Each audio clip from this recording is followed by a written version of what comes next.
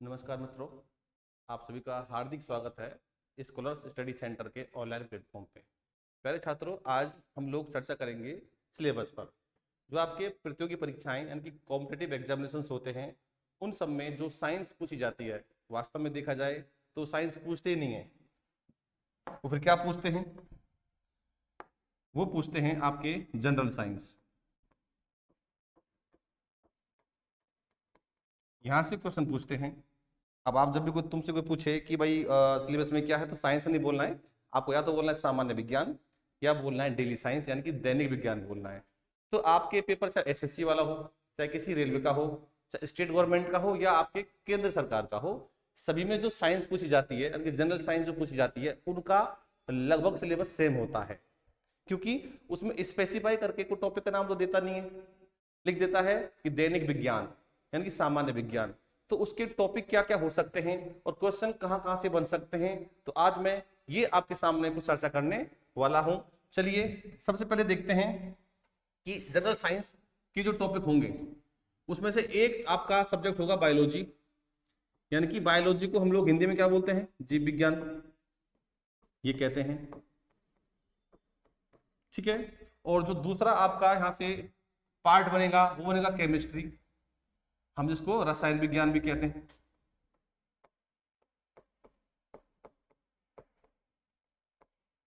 और तीसरा पार्ट बनता है हमारा फिजिक्स, ये वाला, हम जिसको भौतिक विज्ञान या भौतिक शास्त्र भी कहते हैं।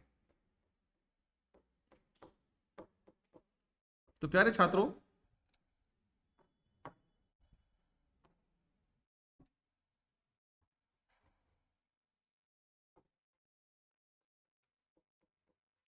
वास्तव में देखा जाए तो साइंस के वो क्षेत्र आपसे पूछता है, वो पॉइंट आपसे पूछता है कि जो पॉइंट आपके आसपास आपको दिखाई देते हैं। हमने देखे बहुत सारे हैं, लेकिन हमने क्या क्या फील नहीं किया है। फॉर एग्जाम्पल, आपसे क्वेश्चन पूछ लेता है कि पंखा किस ऊर्जा को किस में ऊर्जा में चेंज करता है, कि किस एनर्जी को किस एनर्जी में चेंज करता है। ठीक है, आपसे जैसे आप मोबाइल यूज करते हो, तो मोबाइल में एक लाउड स्पीकर होता है और एक माइक्रोफोन होता है। तो लाउड स्पीकर और माइक्रोफोन किस एनर्जी को किस एनर्जी में चेंज करते हैं? मोमबत्ती पूछ लेगा, बल्ब पूछ लेगा, कोयला पूछ लेगा, पेट्रोल पूछ लेगा, डीजल, केरोसिन, यहां से पूछ लेगा। ठीक है, और आपके आसपास जो जो आपके पदार्थ मेटर, यानी कि जैसे कि नींबू है, संतरे हैं, फल फ्रूट्स हो गए, और खाने की चीजें गेहूं है, मक्का है, जौ है, चावल है, आलू है, दाल है, तो इनके कंपोनेंट्स आपसे पूछ लेगा। तो ले दे के साइंस तो पूछने वाला नहीं है आपसे, डेली साइंस जो आप यूज करते हो वही आपसे वो पूछता है। तो बायोलॉजी की जब मैं बात करता हूं, तो बायोलॉजी से संबंधित जो टॉपिक आपके सामने सिलेबस में दिखाई देते हैं वो इस प्रकार से हैं।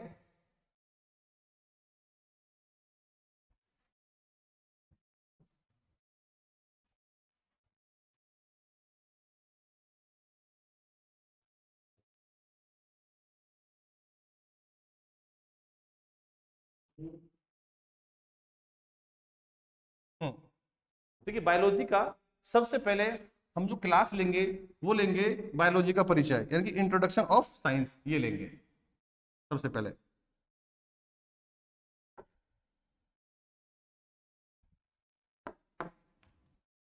बायोलॉजी का परिचय ये लेंगे। इसके अंदर क्या पढ़ेंगे कि बायोलॉजी जो वर्ड है वो कहां से आया, कैसे आया, इसकी शुरुआती दौर में कुछ बातें किस प्रकार से हम लोग देखते हैं, और कुछ खोज हैं, और कुछ जैसे कि नाम आते हैं अरस्तु, एरिस्टोटल, थियोफ्रेस्टस, और आपके केमिस्ट्री के जनक एंटोनी लेवोइजिए, ये कुछ दो चार नामे हैं। हम इनके बारे में चर्चा इंट्रोडक्शन के वीडियो में करेंगे। और उसमें एक टॉपिक आता है आपका सेल, ये वाला, और सेल को हम लोग बोलते हैं कोशिका। सेल को क्या कहते हैं? कोशिका।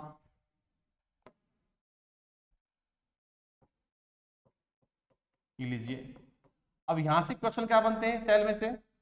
Plant cell, animal cell, eukaryotic cell और प्रोकैरियोटिक सेल। यहां से आपके जैसे कि किसी सेल के जो होते हैं ना कोशिकांग, ऑर्गेनेल्स, यानी कि mitochondria, lysosome, ribosome, Golgi body, और केंद्रक, न्यूक्लियस, केंद्रिका, न्यूक्लियस, डीएनए, आरएनए।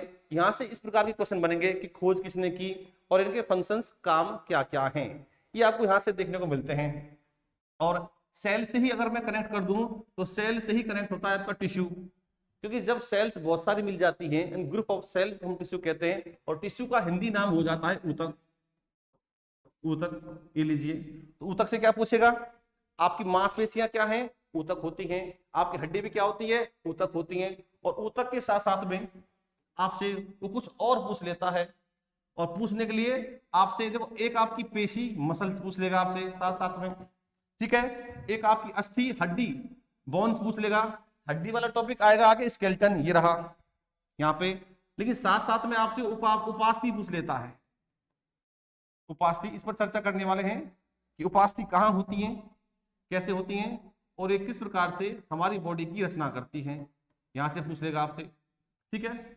और देखिए मेन चीज क्या है कि क्लासिफिकेशन ऑफ एनिमल किंगडम, ये देखिए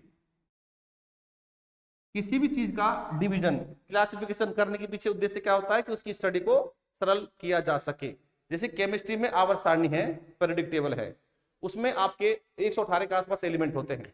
जो एलिमेंट 5, 7, 10 एलिमेंट जो आपके समानता दर्शाते हैं उनको एक ग्रुप में रखा है, तो समानता दर्शाने वाले एलिमेंट्स को एक साथ रखा है। वैसे ही क्या किया है कि जो आपका जीव जगत होता है उसमें जो एनिमल्स हैं जो समानता दर्शाते हैं उनको एक साथ रखा है। जैसे कि आपका प्लांटी प्लांट्स, एनिमेलिया और आपके मोनेरा, जैसे कि आपके कवक होते हैं ना, फफूंद बोल लीजिए और कवक बोल लीजिए, और आपके कह सकते हैं कि मशरूम भी क्या कवक है, तो इन कवकों का एक ग्रुप बनाया है।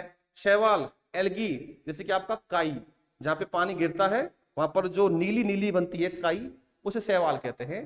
तो ऐसे ही काई एक नाम है, और काई नाम के साथ साथ में एक ग्रुप है शैवाल, और शैवाल के मेंबर बहुत सारे होते हैं। कुछ शैवाल हानिकारक होती है तो कुछ लाभदायक होती हैं, जैसे कि समुद्र में मिलता है आपका स्पाइरुलिना, समुद्र में एक शैवाल होती है स्पाइरुलिना, और एक होती है क्लोरेला। ये दोनों शैवाल बड़े काम की हैं, क्योंकि दोनों ही एक प्रोटीन का बहुत अच्छा स्रोत होती हैं, यानी कि प्रोटीन सोर्स होती हैं ये। तो कुछ शैवाल एल्गी खाने योग्य हैं, एडिबल हैं, और कुछ आप खाने योग्य नहीं हैं। तो यहाँ से जो आपके किंगडम बनेगा, जैसे कि आपका है प्रोटोजोआ, जिसमें आपका अमीबा आ जाएगा, ठीक है, आपके जैसे कि एवीज यानी कि पक्षी आ जाएंगे, और मछली के लिए आपको यूज करते हैं फिशीज यूज करते हैं। तो कुछ 4-5 आपके ग्रुप बनने वाले हैं, इस पे हम लोग उसकी चर्चा कर लेंगे। अगला आपका टॉपिक आएगा रेस्पिरेशन, और इस रेस्पिरेशन को कहते हैं श्वसन, यानी कि श्वसन तंत्र, रेस्पिरेटरी सिस्टम कहेंगे। इसमें आपके मुख्य रूप से फेफड़े आ जाएंगे, नाक है, नाक के बाद में पाइप अंदर जाएगा तो श्वास नली, जिसको ट्रेकिया बोलते हैं, श्वास नली आगे जाके डिवाइड होती है 2 पार्ट में, ठीक है। उसके बाद में वो पाइप है अंदर जाके लंग्स में प्रवेश करते हैं, और लंग्स के हिस्से पर लाखों की संख्या में छोटे छोटे गुब्बारे जैसी संरचना पाई जाती हैं, हम जिनको कहते हैं एल्वियोली, वायु कूपिकाएं। तो फेफड़ों से संबंधित हम लोग अध्ययन कहाँ कर लेंगे, हमारे रेस्पिरेशन के अंदर कर लेंगे। नेक्स्ट आता है न्यूट्रिशन, यानी कि पोषण। मम्मी पापा बोलते बेटा समोसे खाने से बचो, कचौड़ी खाने से बचो, पिज्जा मत खाओ, आप रोटी खाइए। ऐसा क्यों बोलते हैं? वो जानते हैं कि पिज्जा खाने से हमारी बॉडी को न्यूट्रिशन प्रॉपर नहीं मिल पाएगा। वो जानते हैं कि कचौड़ी खाने से प्रॉपर पोषण नहीं मिल पाएगा। तो पोषण कहां से मिलता है? जब पोषण की बात करते हो तो आपको रोटी खाने से मिलता है पोषण, ठीक है। आप जब सब्जी खाओगे सब्जी से मिलेगा, और साथ साथ में सब्जी के साथ में सलाद भी कह सकता हूं, सैलेड यहां से मिलेगा। आपको वही पोषण घी से मिलेगा, ठीक है, और आपको पोषण दाल से मिलेगा। क्यों? इनमें क्या है, रोटी यानी कि गेहूं में पाया जाता है कार्बोहाइड्रेट। तो आपके पोषण न्यूट्रिशन का जो मेन सोर्स होता है वास्तव में रोटी यानी कि कार्बोहाइड्रेट्स होती हैं, जिसमें अगर आप देखोगे तो glucose, fructose, galactose, maltose, lactose, sucrose, glycogen, starch, ये आपको मेनली दिखाई देंगे। उसके बाद में रोटी की बात हो गई, और सब्जी और सलाद में क्या होंगी, इनमें पाई जाती है विटामिन, मुख्य रूप से विटामिन हो गई, ठीक है। हमारी बॉडी में बहुत सारी रिएक्शंस को, क्रियाओं को कंट्रोल विटामिन के द्वारा किया जाता है। और घी में होगा आपकी फैट, वसा होगी, तो आपकी बॉडी को चिकना रखने हेतु घी हम लोग खाते हैं, ठीक है। आगे देखिए दाल, दाल है जो मुख्य रूप से प्रोटीन का एक सोर्स होता है, प्रोटीन जब खाएंगे तो आपकी बॉडी को प्रोटीन से एनर्जी मिलती है और प्रोटीन के द्वारा आपकी मांसपेशी भी बनाई जाती है। तो अपन न्यूट्रिशन जब पढ़ेंगे तो इनकी चर्चा कर लेंगे, सबकी याद रखोगे। चलिए अब आता है एक्सक्रीशन, हम जिसको कहते हैं उत्सर्जन, ये कहते हैं। तो इसमें उत्सर्जी तंत्र, उत्सर्जन तंत्र यानी कि आपके किडनी की बात हो जाएगी। आपकी किडनी यूरिन का एक्सक्रीशन करती है, उत्सर्जन करती है। आपकी त्वचा के द्वारा सींग, बाल, नाखून ये निकाले जाते हैं, ठीक है। तो यहां से अगर आप देखोगे तो आपकी बॉडी में जो भी हानिकारक, हार्मफुल जो प्रोडक्ट बन रहे हैं उनको बाहर निकालना ही कहलाता है उत्सर्जन, एक्सक्रीशन कहलाता है। तो इसमें कुछ चीजें पढ़ लेंगे, जैसे कि आपका लीवर है वो यूरिया का फॉर्मेशन करता है, यूरिया निकालता है। आपके लंग्स हैं वो CO2 का क्या करते हैं, उत्सर्जन करते हैं। तो ये कुछ बातें हैं, हम लोग इन सब के बारे में कहां पढ़ लेंगे, यहां पढ़ लेंगे एक्सक्रीशन में। अब आता है सर्कुलेटरी सिस्टम, यानी कि रक्त वाली बात कर रहा है ये, यानी कि रक्त परिसंचरण तंत्र, इसकी बात कर रहा है वो। यहां क्या पढ़ेंगे, आपकी बॉडी में एडी से लेके चोटी, चोटी में तो खैर नहीं, एडी से लेके सर तक ब्लड घूमता रहता है, दाएं बाएं ऊपर नीचे। तो ब्लड के आपकी बॉडी में चारों तरफ घूमने को कहते हैं सर्कुलेशन, परिसंचरण। तो ब्लड के आपकी बॉडी में चारों ओर घुमाने हेतु आपका हार्ट बहुत बड़ा मेन रोल प्ले करता है। और आपकी बॉडी में छोटी छोटी, बड़ी बड़ी और पतली पतली, बारीक बारीक धमनियां और शिराएं पाई जाती हैं। ये सब हम पढ़ेंगे। और ब्लड भी कहां पढ़ लेंगे, इसी में पढ़ लेंगे। ब्लड ग्रुप आपका ए बी और ओ बी हम लोग कहां पढ़ लेंगे, इसी टॉपिक में हम लोग कवर कर लेंगे। आगे देखिए, अगला है आपका नर्व सिस्टम। इसे कहते हैं नर्व सिस्टम और एंडोक्राइन सिस्टम, यानी कि तंत्रिका तंत्र,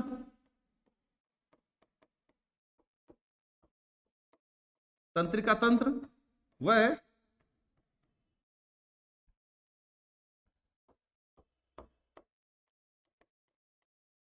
अंतःस्रावी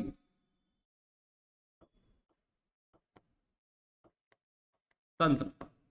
इन दोनों टॉपिक का अध्ययन करते हुए हम या तो लेंगे पहले इसको ले लेंगे या पहले इसको ले लेंगे, किसी एक को पहले ले लेंगे दूसरे को बाद में ले लेंगे। ये तो स्वाभाविक सी बात है कि पहले एक किया जाएगा।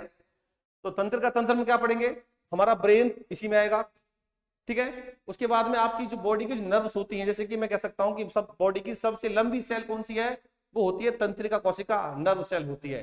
किसी ने आपको चुटकी भरी, पिन चुभई, आपको दर्द हुआ, दिमाग को मैसेज गया, आपने प्रतिक्रिया दी, ये आपके नर्व सिस्टम पर डिपेंड करता है। अगर कोई छोटा सा बच्चा आए और आपके पिन चुभो दे, वो दर्द पहुंचा, दर्द का मैसेज पहुंचा दिमाग तक, प्रतिक्रिया आप जैसे आपने बच्चे को देखा, आपने रिएक्शन दी, क्या दी, आपने उस बच्चे को पुचकारा और दूर हटाया। अगर मान लो वही काम को आपका दुश्मन दोस्त करता तो क्या होता। तो इस प्रकार से क्रिया और प्रतिक्रिया, एक्शन रिएक्शन के बारे में हम लोग स्टडी कहां करेंगे, तंत्रिका तंत्र में करेंगे। आपकी बॉडी में भूख प्यास कैसे लगती है और आपके गर्मी सर्दी का एहसास कैसे होता है, ये सारी बात हम लोग पढ़ लेंगे, आपके तंत्रिका तंत्र में ही पढ़ लेंगे। हाइपोथैलेमस कहां पढ़ेंगे, हाइपोथैलेमस, मेडुला ऑब्लोंगेटा, वो सारा का सारा हम लोग इसी टॉपिक में पढ़ लेंगे, जिसका नाम होता है तंत्रिका तंत्र अर्थात नर्व सिस्टम हम इसको कहते हैं।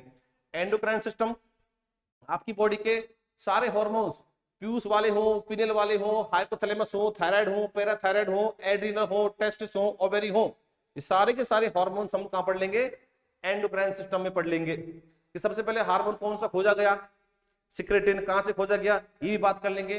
और आपकी बॉडी पर कंट्रोल किस प्रकार से रखते हैं, बात कर लेंगे। और एंजाइम क्या होते हैं, यही बात कर लेंगे।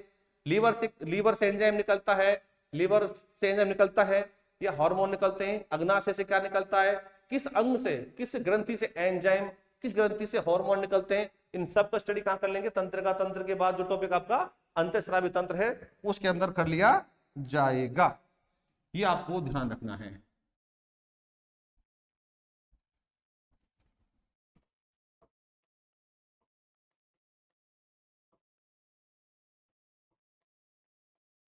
ये लीजिए, अगला आता है आपका रिप्रोडक्शन, जनन। भाई जनन के बारे में तो ज्यादा खैर मुझसे आप ही जानते होंगे, संतान प्राप्ति ही जनन कहलाती है। किसी जीव द्वारा अपने समान एक संतान प्राप्त करना जनन कहलाती है।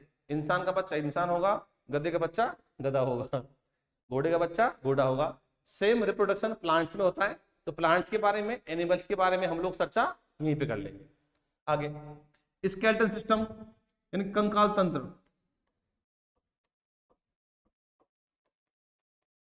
कंकाल तंत्र के बारे में पढ़ेंगे हम लोग। हड्डियां, सबसे लंबी हड्डी कौन सी होती है, सबसे छोटी हड्डी कौन सी होती है, सबसे मजबूत हड्डी कौन सी होती है, कान में कितनी होती है, सर में कितनी होती है, पसलियां कितनी होती हैं, पंजे में कितनी होती हैं, टार्सल्स, बेटा टार्सल्स, रेडियस, अल्ना, हुमरस, सारी की सारी हड्डियां हम लोग इसी में पढ़ लेंगे। हेल्थ एंड डिजीज, मानव रोग यानी कि रोग, बीमारियां यहां पढ़ लेंगे। सारे रोग जो इंपॉर्टेंट है, पूछे जाने योग्य हैं, सारे के सारे हम लोग डिजीज वाले टॉपिक में पढ़ लेंगे, और जो रोग चलन में हैं वो भी साथ साथ में यहां पे आप कवर कर लेंगे। इम्यूनिटी, इसे बोलते हैं रोगों से लड़ने की क्षमता। अब देखिए, जब तुम ब्लड पढ़ोगे वहां पढ़ोगे WBC, ब्लड के साथ साथ पढ़ लोगे एंटीबॉडीज। WBC हमें रोगों से लड़ने की क्षमता देती है, एंटीबॉडीज भी WBC के जैसा ही काम करती हैं। तो वहां से उसी टॉपिक के साथ साथ हम लोग इम्यून सिस्टम के बारे में और अध्ययन कर लेंगे। अब आता है आपका हेरिडिटी, यानी कि इसे अपन जेनेटिक्स कह सकते हैं। जेनेटिक्स टॉपिक का नाम ये भी हो सकता है, जेनेटिक्स, या तो अनुवांशिकता बोल लीजिए,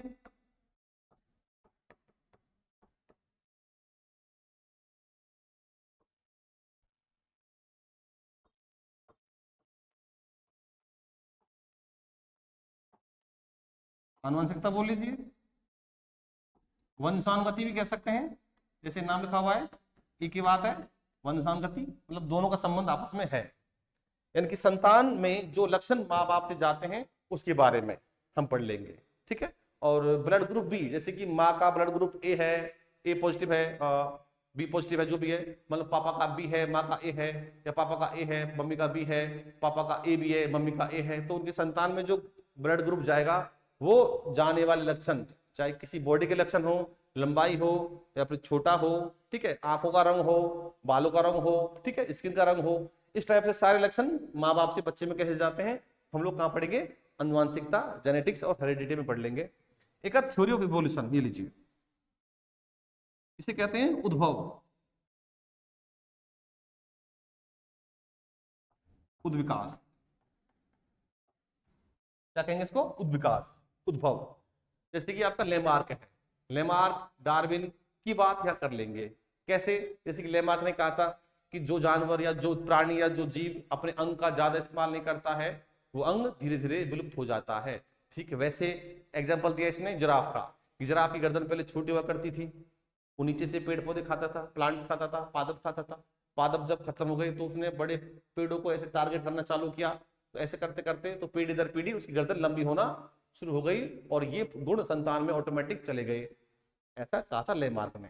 ठीक है, और भी एग्जाम्पल बहुत सारे दिए थे। इंसान की पूंछ होती थी या वो गायब हो गई, इंसान के अंदर अपेंडिक्स होती थी वो गायब हो गई, मतलब एग्जाम्पल बहुत सारे थे।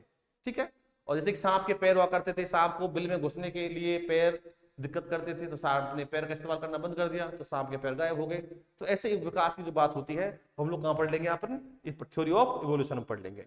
तो ये आपके बायोलॉजी के जो टॉपिक्स हैं, आप इतना पूरा जब पढ़ लोगे तो आपकी बायोलॉजी कंप्लीट हो जाती है बिल्कुल। और जो कुछ एक्स्ट्रा पॉइंट्स होंगे अपने एग्जामिनेशन के अकॉर्डिंग, करंट वाले जो इश्यू होंगे हम लोग उसकी स्टडी भी कर लेंगे। अब चलते हैं अपन लोग नेक्स्ट केमिस्ट्री पर।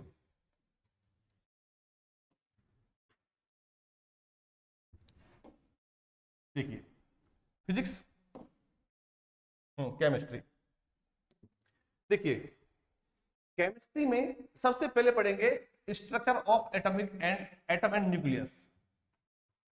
ठीक है, यानी कि परमाणु व अणु की संरचना।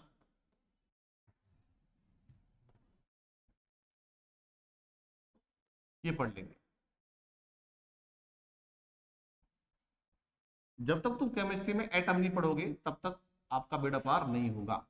पहला टॉपिक ये है, एटम क्या होते हैं, पहले किसने खोजा, एटम की स्ट्रक्चर किसने दी, और एटम के जो कुछ मॉडल थे, जैसे कि डाल्टन ने भी कुछ बताया था और रदरफोर्ड ने भी कुछ बताया था।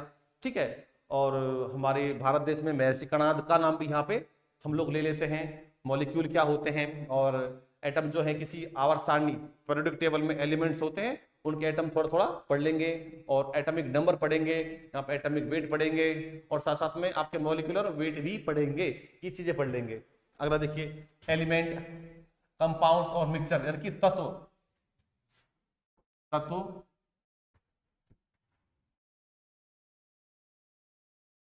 तत्व, यौगिक और मिश्रण।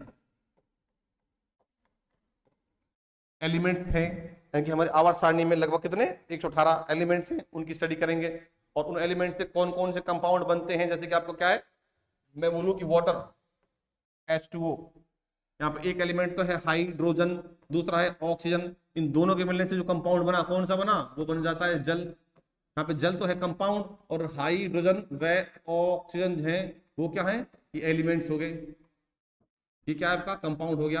तो इस टाइप से कुछ बातें हैं जो कि मेन मेन बातें हैं, हम इनका अध्ययन करते जाएंगे। आगे देखिए केमिकल बॉन्डिंग, रासायनिक बंधन।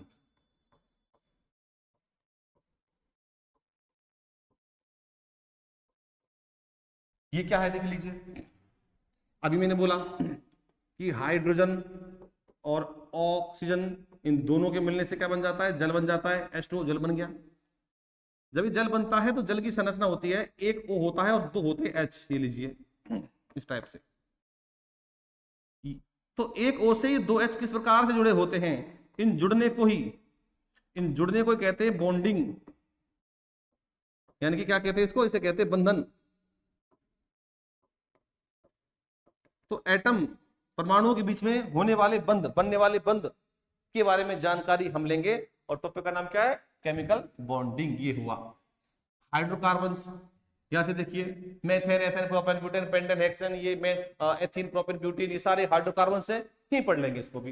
इनके अंदर बॉन्डिंग कैसी होती है, बॉन्ड लंबाई क्या होती है, बॉन्ड लेंथ क्या होती है, बंध लंबाई क्या होती है, ठीक है, कौन सा आपका अम्लीय नेचर का है, एसिडिक नेचर का है, कौन सा बेसिक का है, कौन सा आपका किस अवस्था में होता है, सॉलिड है, लिक्विड है, गैस है, हमारी एलपीजी में कौन सी हाइड्रोकार्बन काम आते हैं, बीपी, ब्यूटेन और प्रोपेन, ठीक है, और जो आपकी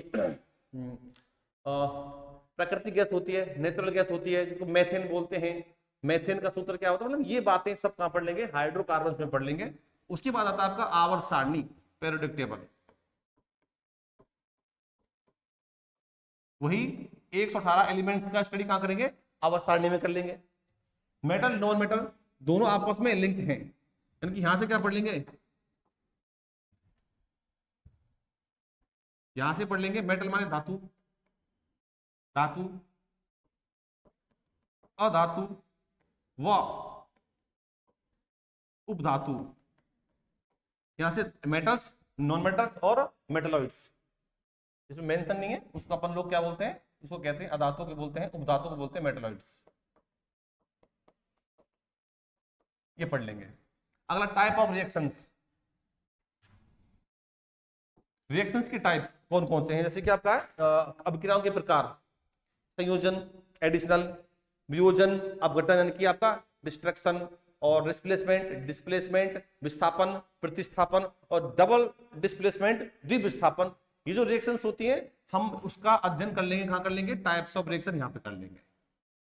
केमिकल फॉर्मूला, जो एलिमेंट से, जो परमाणु से, एटम से, एलिमेंट से जो कंपाउंड बन रहे हैं, जैसे कि आपको सोडियम हाइड्रोक्साइड होता है, सोडियम क्लोराइड होता है, सोडियम बाइकार्बोनेट होता है, सोडियम कार्बोनेट होता है, कास्टिक सोडा है, लूनर कास्टिक है, सोडियम नाइट्रेट होता है, सल्फ्यूरिक एसिड होता है, ठीक है, ये जो बहुत सारे एलिमेंट्स होते हैं, जैसे आपका एल्यूमिना है, आपका सोडियम सल्फेट है, एल्यूमिनियम सल्फेट है, और Al2O3.2H2O आपका बॉक्साइट है, आपका फिटकरी है, पोटेशियम सल्फेट है।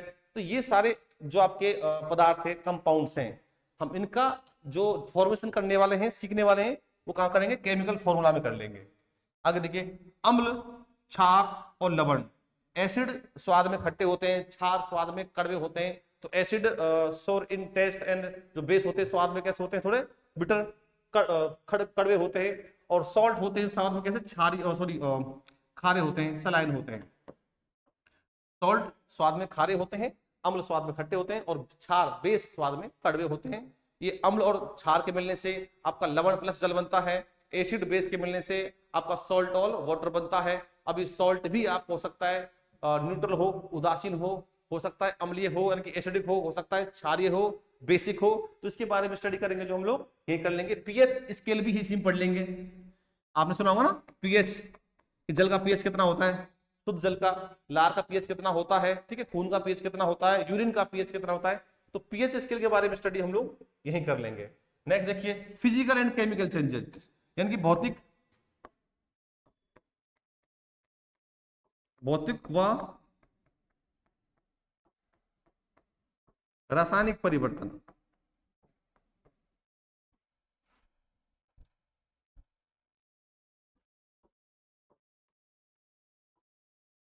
दही का जमना परिवर्तन कैसा है, कागज का काटना कैसा है, किसी चौक को तोड़ना कैसा है, ठीक है, मोमबत्ती का जलना कैसा होता है, मोम का जलना कैसा है, किसी धागे का जलना कैसा है, लकड़ी का जलना कैसा है।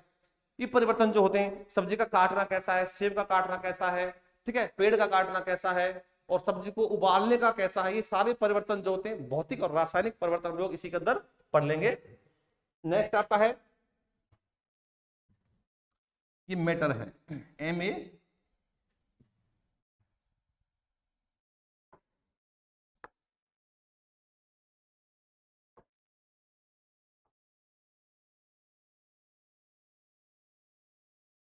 ये थोड़ा मिसप्रिंट है, ठीक है, MATTR matter and it's state यानी कि पदार्थ में पदार्थ की अवस्थाएं, जिसमें ठोस, सॉलिड, द्रव, लिक्विड, गैस, इसके बारे में पढ़ेंगे। चौथी प्लाज्मा, और पांचवी बीईसी बोस आयनस्टीन कंडेंसेट, यहाँ स्टडी कर लेंगे। जब आपका ठोस सीधा गैस में जाएगा तो उसे ऊर्ध्वपातन कहते हैं, सब्लिमेशन कहते हैं। जब आपका गैस सीधा ठोस में आएगा तो आपका वो क्या, डिपोजिशन यानी कि जमना कहलाता है। जब आपका गैस द्रव में जाएगा तो आपका क्या कह सकते हैं उसको, उसको कंडेंसेशन कहते हैं, संघनन कहते हैं। तो ये जो आपकी स्टेट अवस्थाओं का अंतर परिवर्तन है, और साथ में इनकी जो जानकारी है उसके बारे में, इनकी जो कुछ प्रॉपर्टीज है हम लोग उसका अध्ययन यहाँ पे करेंगे। नेक्स्ट आपका है ऊर्स, अयस्क।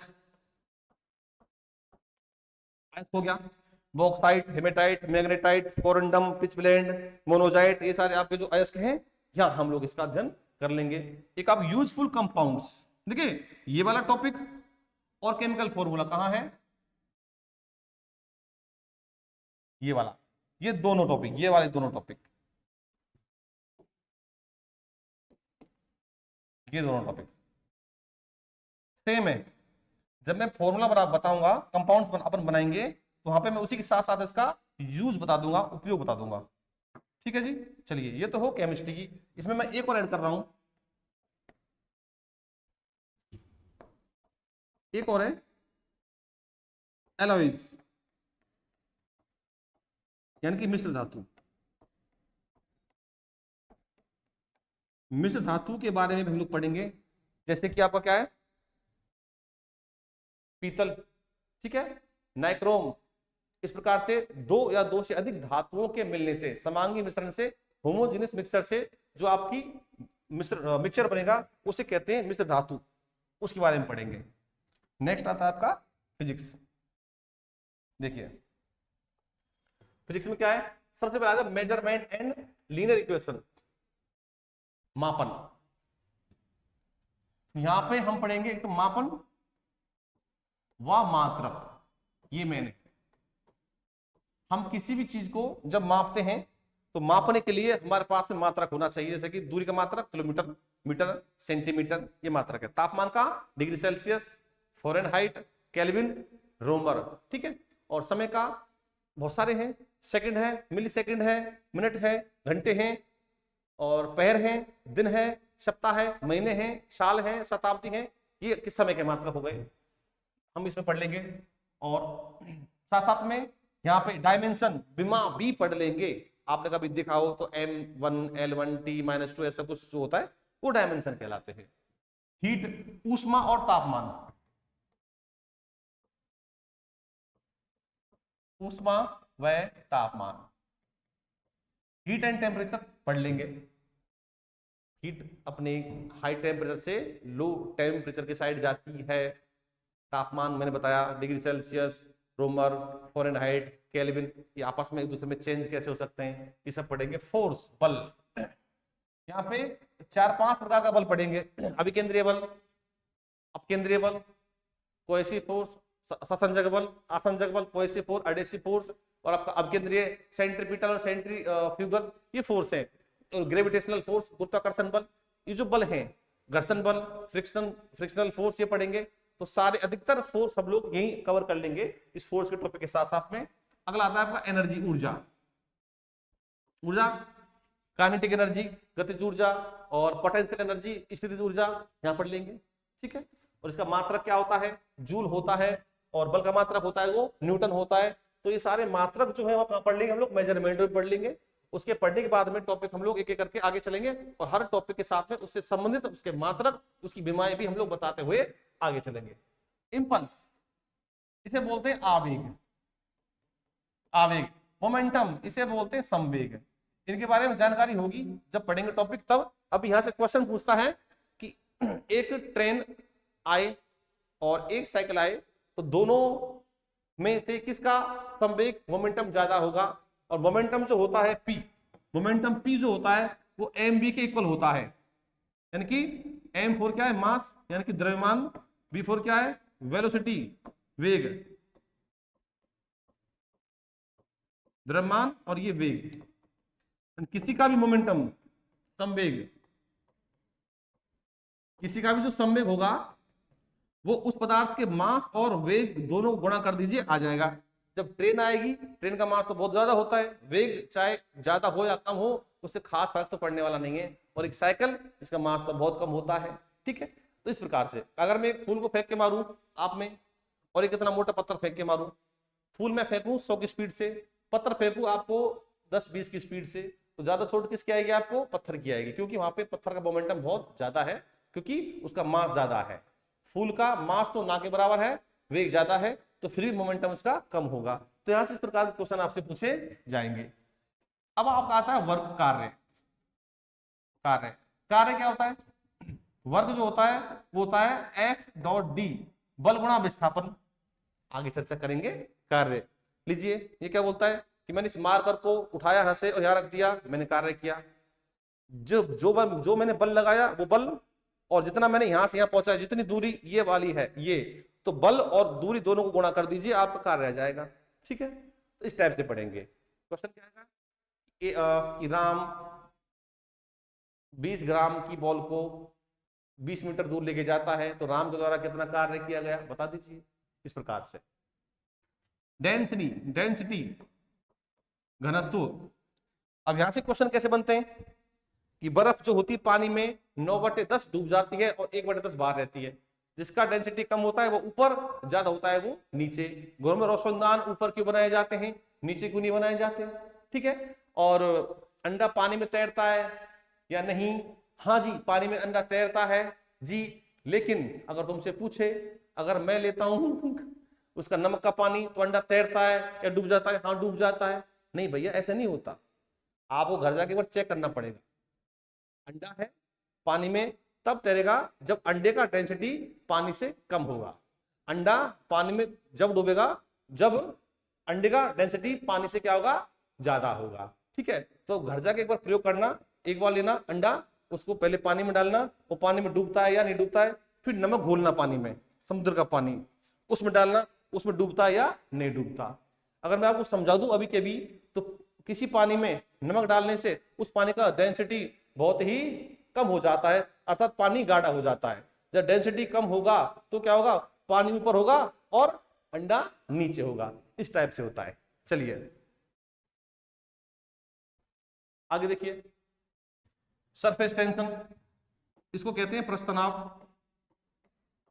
ये लीजिए, यहां से क्या आएगा कि मच्छर पानी पर कैसे बैठ पाता है। मच्छर पानी पर कैसे बैठ पाता है, क्योंकि पानी के मॉलिक्यूल्स के बीच में एक छोटा सा एक लाइन, पतली सी परत बन जाती है, उसे बोलते हैं सरफेस टेंशन। तो मच्छर को तैरना नहीं आता, पानी भी जब बैठता है तो पानी की जो अंदर की जो छोटे छोटे मॉलिक्यूल्स हैं, अणु होते हैं, उनके बीच खिंचाव मचता है, तो खिंचाव होने से छोटी सी पतली सी परत बन जाती है, वहां मच्छर बैठता है, तैरता नहीं है। मिट्टी का तेल डाल दीजिए, वो सरफेस टेंशन खत्म हो जाएगा और मच्छर पानी में डूब जाएगा। यहाँ से क्वेश्चन बनता है कि कपूर का टुकड़ा पानी पर डांस क्यों करता है? क्योंकि पानी की सरफेस पर सरफेस टेंशन पाया जाता है, इसलिए कपूर का टुकड़ा पानी पर तैरता है। वैसे आलपिन, छोटी सी ऑलपिन भी पानी पर तैरती है, आप करोगे नहीं उपाय, ठीक है, लेकिन हाँ तैरती है। क्यों तैर पाती है? Due to surface tension. और आपकी सेविंग की ब्रश जो होती है, वो देखिए जब वो आप उसको पानी में देते हो, उसमें होने के बाद में आपने पानी में डाला, वैसे फैल जाती है, पानी से बाहर निकाला वो सिकुड़ जाती है, ये भी सरफेस टेंशन है। आगे चलिए, पावर, शक्ति, शक्ति, शक्ति देखिए, शक्ति में क्या आएगा? आपके घरों में जो मीटर होते हैं वो बिजली का यूज करते हैं, इलेक्ट्रिसिटी का यूज करते हैं, तो इलेक्ट्रिसिटी में क्या करोगे? आता ना, देखोगे आप मीटर में kWh किलोवाट घंटा, और एक आप जो HP यानी कि हॉर्स पावर, ये चीजें हैं, इसके बारे में चर्चा क्या करेंगे? पावर में करेंगे। प्रेशर यानी कि दाब, दाब को पास्कल में मापा जाता है, ठीक है, दाब। अब यहां से क्वेश्चन आएगा, वो आएगा कि ऑलपिन, आलपिन आगे से पतली नुकीली क्यों बनाई जाती है और पीछे से चौड़ी क्यों बनाई जाती है? ऐसी कील या चोबे आगे से पतले और पीछे से आपके चपटे क्यों बनाए जाते हैं? यहाँ पे प्रेशर से संबंधित क्वेश्चन आपसे वो पूछेगा। नेक्स्ट देखिए, लॉ ऑफ मोशन, यहाँ पे आएंगे गति के नियम, गति के नियम। आप यहाँ पर जड़त्व यानी कि इनर्शिया देखने को मिलेगा, न्यूटन का नाम यहाँ आने वाले हैं, और आपके गैलीलियो का नाम भी यहाँ पे आने वाला है। नेक्स्ट है वेव्स, तरंग, light and sound, light Prakash and ध्वनि, प्रकाश से संबंधित क्वेश्चन पूछेगा। प्रकाश का वेग कितना होता है? सर्वाधिक वेग कहाँ है प्रकाश का? निर्वात में, वैक्यूम में है, लिक्विड में है, या सॉलिड में है, या गैस में है, ठीक है। प्रकाश की प्रकृति, नेचर कैसी होती है, साउंड की नेचर कैसी होती है, ये आपका ट्रांसवर्स है, अनुप्रस्थ है, या आपका अनुदैर्ध्य होता है। इस प्रकार से यहाँ से क्वेश्चन पूछेगा। ज्वालामुखी का क्वेश्चन यहाँ से बन जाता है, ठीक है। और साउंड के बारे में भी आपसे बहुत सारी बात, उससे आप उसकी फ्रीक्वेंसी पूछ लेगा, आवृत्ति पूछ लेगा, तरंग दैर्ध्य पूछ लेगा, वेवलेंथ पूछ लेगा, आयाम पूछ लेगा। तो ये सारी चीजें हैं, यहाँ से क्वेश्चन पुटअप करेगा आपको वो वेव से, लाइट एंड साउंड से। इलेक्ट्रिसिटी आप जानते हो, विद्युत यहां से पूछ लेगा। घरों में जो इलेक्ट्रिसिटी होती है वो कैसी होती है? एसी होती है, डीसी होती है, ठीक है। इसकी फ्रीक्वेंसी क्या होती है घर वाली? इसमें आपका जो फ्रीक्वेंसी के साथ साथ में वोल्टेज कितना होता है? यहाँ से विद्युत धारा, इलेक्ट्रिक करंट पूछ लेगा। यहाँ से आपसे वो क्या पूछ लेगा? प्रतिरोध पूछ लेगा, रेजिस्टेंस पूछ लेगा, ठीक है। श्रेणी क्रम और समांतर क्रम, पैरेलल पूछ लेगा, आपसे सीरीज पूछ लेगा, ठीक है। ये चीजें आपको यहाँ को देखने को मिलेंगी। आप यहाँ से आपका आवेश, चार्ज भी पूछ सकता है कि चार्ज क्या होता है। मैग्नेटिज्म, चुंबकत्व, चुंबकत्व, चुंबक, नॉर्थ पोल, साउथ पोल, वहां से चुंबकीय जो बल रेखाएं निकलती हैं वो पूछ लेगा। ये कोई इतना को खास नहीं है, हाँ एक दो क्वेश्चन यहाँ से अच्छे बन जाते हैं, ठीक है। आपका है पैराग्राफ, मतलब कि कह सकते हैं क्वेश्चन कैसा बनेगा कि चुंबक कुछ टाइप होते हैं, ठीक है। वहां से पूछ सकता है चुंबक में आपके, जैसे कि अनुचुंबकीय हो गया, प्रतिचुंबकीय हो गया, ठीक है, कि चुंबक को गर्म होने पर क्या फर्क पड़ता है, चुंबक को बार बार पीटने से क्या फर्क पड़ता है, क्या प्रभाव पड़ते हैं। तो ऐसे कुछ क्वेश्चन यहाँ से बन जाते हैं। तो प्यारे छात्रों, तो ये तो थे आपके बायोलॉजी, केमिस्ट्री और फिजिक्स के जो आपके सिलेबस के पॉइंट हैं वो हैं। क्योंकि आपके सिलेबस में टॉपिक का नाम अलग से लिख के तो देता नहीं है, जनरली नहीं देता है, सिर्फ लिख देता है सामान्य विज्ञान या डेली साइंस। जब तुम साइंस पढ़ने बैठोगे तो आपको बायोलॉजी और केमिस्ट्री और फिजिक्स के इन टॉपिक पर थोड़ा सा ध्यान देना पड़ेगा। समझ में आई? तो ये बायोलॉजी के हो जाते हैं, ये केमिस्ट्री के हो जाते हैं, और ये फिजिक्स के हो जाते हैं। तो हम लोग क्या करेंगे, अगली क्लास में बायोलॉजी शुरू करेंगे और बायोलॉजी का कोई एक टॉपिक लेंगे और क्रम से चलते चलते चलते चलते आगे बढ़ेंगे। मिलेंगे अपनी पहली क्लास में, तब तक के लिए नमस्कार।